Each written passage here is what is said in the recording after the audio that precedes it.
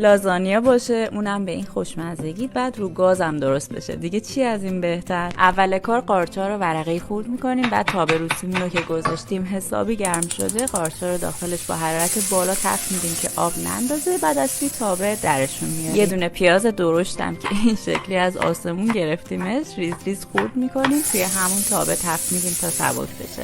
حالا گوشت چرخ کرده رو اضافه میکنیم، بعد تا وقتی که رنگش تغییر کنه تفتش میدیم. اگه مثل من عاشق غذای تندین، فلفل تند حتما بهش بزنید. اگه نه که میتونید فلفل دلمه‌ای بزنید. بعد نمک و فلفل آبیشن و ادویه خود لازانیا و قارچا هم اضافه میکنیم. یکم تفت میدیم. پوره گوجه یا ربی که با آب رقیق کردین هم اضافه کنید. بذارید یه کوچولو بپزه که قشنگ گوشتش هم جا بیفته. برای سس بشامل هم آرد و تفت میدیم. بوی خامیش که گرفته شد کره اضافه میشه. بعدم شیر گرم و کم کم اضافه میکنیم و همینطوری هم میزنیم که گلوله نشه.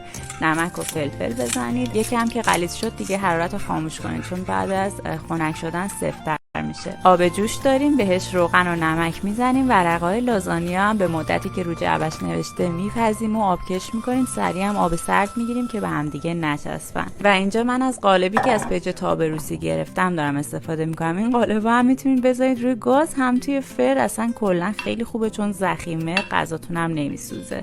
پیج این تابه روسی و این قالبم تو کپشن براتون تگ کردم. یعنی ببین کاملا عمریه، یه بار بخرید عمری میتونید ازش استفاده کنید. خب حالا سس بشامل رو میریزیم کف تابه، اینطوری پخشش میکنیم. ورقه‌های لازانیا میاد، دوباره سس بشامل، مواد گوشتی، پنیر پیتزا هم که حسابی زیاد بریزین. بعد دوباره همین لایه ها رو تکرار میکنیم تا آخر. روش پنیر پیتزا میریزیم.